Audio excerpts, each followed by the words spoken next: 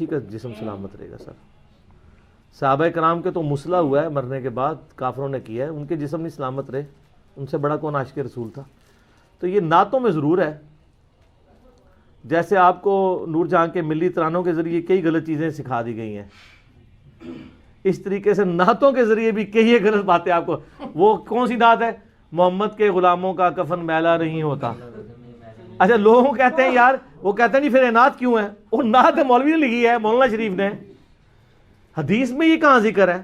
ان سے پوچھے امیر حمزہ رضی اللہ تعالیٰ عنہ علیہ السلام, جو اللہ اور اس کے رسول کے شعر تھے, ان کا مسئلہ نہیں ہوا کیا؟ ناک کان نہیں کاٹے گئے؟ کتنے صحابہ کو رومن امپائر کی جنگوں کے دوران تیل کے کڑاؤں میں نہیں جلایا گیا, جو چھوٹی چھوٹی بیٹل فیلڈز ہوتی تھیں, کتنی کتنی تکلیفیں انہوں نے دیکھی ہیں. تو آپ کے بزرگوں کا کفن میلا نہیں ہوتا, ان کے تو جسم ہی سارے کر دیے گئے ہیں. تو اس میں میں پھر اب سمجھانے کے لیے مجھے نچلے لیول پہ اترنا پڑتا ہے کہ اگر آپ کسی بزرگ کے بارے میں مان رکھتے ہیں نا, اور وہ فوت ہو جون جولائی میں, اس کی لاش ایک ہفتے کے لیے صرف چوراہے پہ رکھتے ہیں, تو ہم دیکھتے ہیں کفن میلا ہوتا ہے کہ نہیں, باہر ہی میلا ہو جائے گا جب جسم میں تعفن پھیلے گا. یہ ایک نیچرل پروسیس ہے, اس سے بزرگی کا کوئی تعلق نہیں. قبر میں جسم کا سلامت رہنا یہ صرف نبیوں کا پروٹوکول ہے, جو ابو داؤد میں حدیث ہے. ان اللہ حرم علی الارض ان تأکل اجساد الانبیاء, اللہ نے زمین کے لیے حرام کیا کہ وہ نبیوں کے جسموں کو کھائے. یا کسی صحابی کے لیے بھی پروٹوکول ہو سکتا ہے, جیسے حضرت عمر کا پاؤں نکل آیا تھا, بخاری میں آتا ہے 63 سال بعد, یا تو نبی علیہ لیکچر میں نے بتایا. باقی یہ ضروری نہیں ہے. حضرت ابوبکر کا تو پھر عقیدہ ہی ڈیفرنٹ تھا, صحیح بخاری میں موجود ہے. حضرت ابوبکر نے حضرت عائشہ کو بلایا اور کہا رسول اللہ صلی اللہ علیہ وسلم کی وفات کتنی عمر میں ہوئی تھی؟ ان کا 63 سال میں. ان کا میری عمر کتنی ہے؟ ان کا 63 سال. ان کا حضور کس دن فوت ہوئے تھے؟ سوموار کو. انہوں نے کہا آج کون سا دن ہے؟ ان کا سوموار. ان کا میں بھی امید کرتا ہوں مجھے بھی سوموار کو موت آئے گی. حدیث کے الفاظ ہیں سوموار کو موت ہی نہیں آئی, ان کو اگلے دن فوت ہوئے. سارا علم اس کا ہمارا کلپ ہے, حضرت ابوبکر کا علم غیب, تو آڑے بزرگوں کا علم غیب میں چٹنا ہے. اور یہ شکر ہے کہ آپ اس دن فوت نہیں ہوئے. انہوں نے کہا پہلی دستا نے ہوں حضرت ابوبکر تو بڑا کیڑا بزرگ ہے, دسو ان سے بڑا کون ہے اولیاء اللہ میں سے؟ حضرت ابوبکر کے بارے میں تو اعلیٰ حضرت نے لکھا ہے کہ اولیاء کے سردار ابوبکر ہیں. لوگ ایکسپیکٹ کرتے تھے وہ شیخ عبدالقادر جیلانی کہہ دیں گے, ان کا اولیاء کے سردار ابوبکر ہیں, اور یہی بات ٹھیک ہے. تو اس میں یہ بھی الفاظ ہیں, انہوں نے کہا مجھے نیا کفن نہیں دینا, کیونکہ یہ تو جسم گل سڑ کے پیپ اور بدبودار یہ کفن نے ہونا ہے مرنے کے بعد, تو صاف کپڑے تو زندہ لوگوں کا حق ہے. تو حضرت عائشہ نے تو نہیں کہا کہ بھی آپ کا کفن تو میلا ہی نہیں ہوگا, آپ تو عاشق رسول ہیں. یہ کہڑی گلاں کر رہے ہو, یہ تو بڑی گستاخانہ گلاں کر رہے ہو, اپنی گستاخی خود کر رہے ہو. یہ آمدہ جو بندہ یہ کہنا کہ کفن میلا نہیں ہوتا, اس کو کہ میلا تو چھوٹی بات ہے, حضرت بکر تو اپنے بارے میں کہہ رہے ہیں. اب یہ بے شک کہتے ہیں عاجزی کے لیے کہہ رہے ہیں, جو کچھ کہہ رہے ہیں, لیکن انہوں نے امت کو یہ عقیدہ بتا دی ہے کہ یہ نیچرل پروسیس ہے. ہاں سائبیریا کے اندر آپ 10,000 سال کے بھی کوئی لاش رکھ دیں تو وہاں واقعی کفن میلا نہیں ہوگا. ہاں یہ بھی ہے, میں آپ کو طریقہ بھی بتا دوں کفن میلا نہ ہونے کا. 10,000 سال تک بھی رہے, کوئی فریز رہے گی, نہ لاش خراب ہوگی نہ کفن میلا ہوگا. یا پھر جو فرعون تھے مصر کے, ان کے پاس ممیز کو سیو کرنے کا طریقہ تھا, مجھے نہیں آتا, مشکل ہے. سائبیریا ذرا بہتر ہے. آنا مزارات سارے ہوتے شفٹ کرو, اس میں پھر بھائی پھر تسی کٹ کے 10 بھی سکتے ہو. اس میں پھر 20 مرتبہ درود شریف پڑھنے کی بھی ضرورت نہیں ہوگی. کیا 20 دفعہ درود؟ نہیں ضرورت ہی نہیں, سائبیریا لے جاؤ. ویسے اللہ گل ہے کہ سائبیریا تو پرندے سردیاں اتنے آ جاتے ہیں برڈ فلو لے کے, کیوں نہیں ساز بھائی؟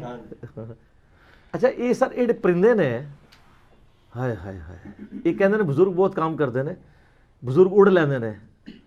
اے سائبیریا بزرگ اڑ کے جا کے دس سکتے ہیں سر؟ آلموسٹ آپ سمجھ لیں 8-10 ہزار کلومیٹر کا سفر بغیر ریفیولنگ کے یہ پرندے کرتے ہیں, اور سوتے بھی ہوا میں ہیں, نہ کچھ کھاتے ہیں نہ پیتے ہیں, یہاں کے لینڈ کرتے ہیں.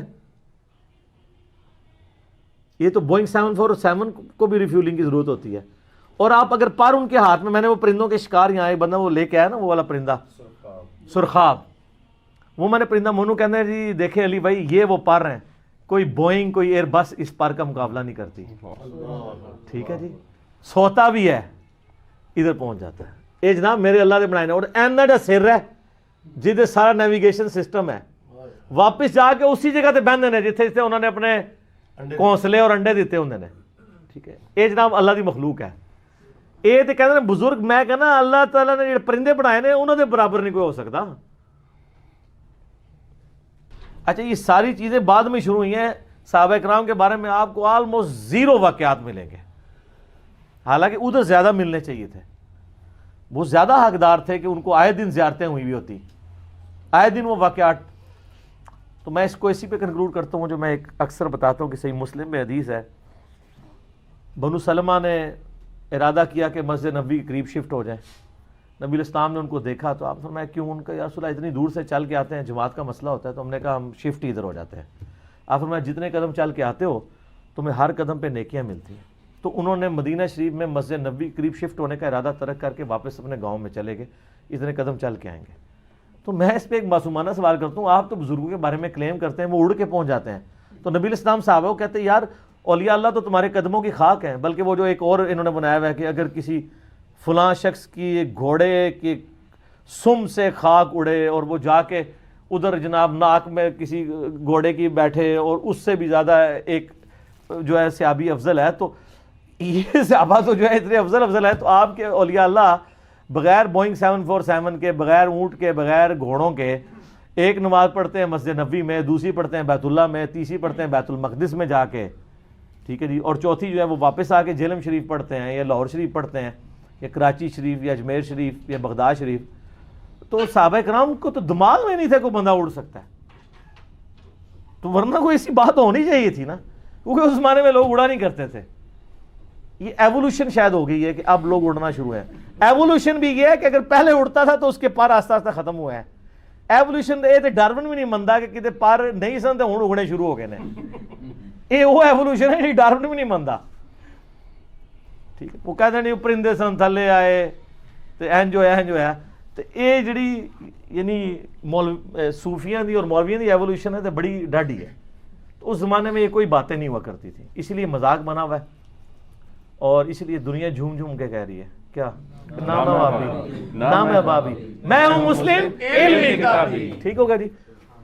سبحانک اللہم و بحمدک اشہد ان لا الہ الا انت استغفرک و اتوب الیک وما علینا الا البلاغ المبین۔ صلاۃ بر محمد و آل محمد، اللہم صلی علی محمد و علی آل محمد وبارک وسلم وصلی علیہ۔ سبحان ربک رب العزت عما یصفون وسلام علی المرسلین والحمد للہ رب العالمین۔ جزاک اللہ خیر۔